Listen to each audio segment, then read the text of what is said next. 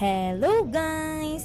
Ito kami nagko-commute and this gala is supposed to be a hiking sa Mount Pulis but the last minute nag-back out lahat yung mga kasama ko dapat dito.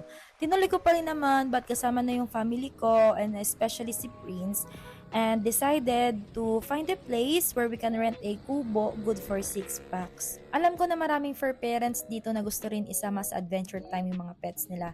Feel ko ito na yung sign na isama nyo na yung mga pets nyo kung saan man kayo gumala. Kung magko-commute kayo, consider nyo na lang din na sumakay sa mga public transpo na may aircon. By the way, past 2 p.m. na kami nakaalis ng bahay kaya expected na namin na hindi na maaabutan yung sunset sa bundok. Ayan, gutom na gutom ngayon si Prince. Grabe kumain! Ito ang kanyang wet food, goodest. Kaso nagsawa na siya, gusto niya muna dry food. Ayan, kain ka lang dyan, babe. Sobrang lakas ng ulan kagabi with matching kulog and kidlat pa kaya hindi na ako nakapag-CR. Tong time na to, pabalik na ako sa kubo namin para gisingin sila para mag-breakfast sa cafe na located sa kabilang side. Malapit siya sa camping area. So sa 3,500 good for 6 packs na kubo, may free 2 meals na siya na pwedeng i-claim sa cafeteria. Sobrang ganda dito sa viewscape guys dahil maliban sa mga kubo at mga tent pitching near the camp area, meron din silang mga transient dito na like may exclusive pool sa harap. So kapag kasama mo yung mga tropa mo, sobrang mag-i-enjoy kayo dito. At ito na nga ang 360-degree view ng Viewscape Nature's Park. Sobrang ganda kasi may sea of clouds pa and alam niyo yun, kahit may mga ambon-ambon nung time na to, makikita niyo sa mga videos ko na may clearing talaga. Wala na kayong ibang iisipin dito guys kundi ang pag-i-enjoy na lang. May ibang facilities pa sila dito na under construction like this infinity pool. Open to siya for everyone but right now under construction pa siya. Kaya nagpicture-picture na lang muna kami dyan and naglakad-lakad. Yung isang transient dito, meron din silang dalang cat. Pero hindi ko na nakilala yung fur parent. Pero shoutout kay Nagi! So ito na kami, magpipicture-picture na kami kasi ayan na, hinihingal na si Prince. Ah! Happy 10K followers! Panghimo. Ang panghimo!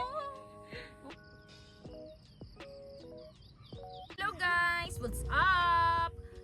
I-share ko sa inyo ang mga hiking essential ni Prince. Hindi kami nag-hiking pero tumadala ko para sa outing namin. Dito sa Tanay. Oh, mag-hike ka dito. Hello guys! Ito pala si Prince. Ang pinakapuging katos in the whole world. Na, kailangan natin ng wet food. Aba yan, lari naman. Wet food and dry food. Diba, Prince? So, kumain ka muna dito. Yan. Wet food and dry food. Next, socks.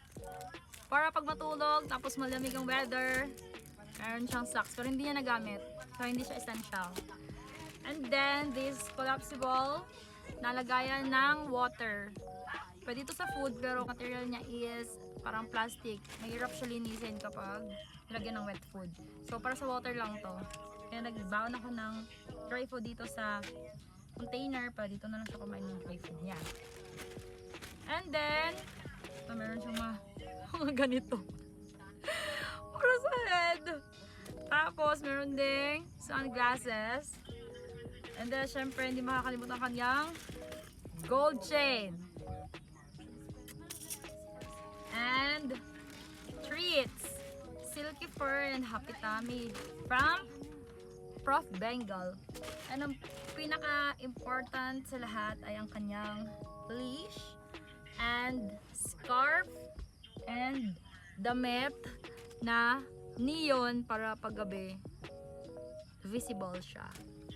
So, ayan. Yun lang. Hindi man natuloy yung hiking ko with my friends, one thing I'm sure happened is that I had a great time spending a day with my family and my cat. And sana next time, kasama na si Ate Luz and si Ate Scare dahil deserve din nila yung mga ganitong paggagala. Maikli lang ang buhay ng mga fur babies natin kaya wag tayong matakot na gumawa ng maraming memories na kasama sila. Salamat sa panonood. Bye!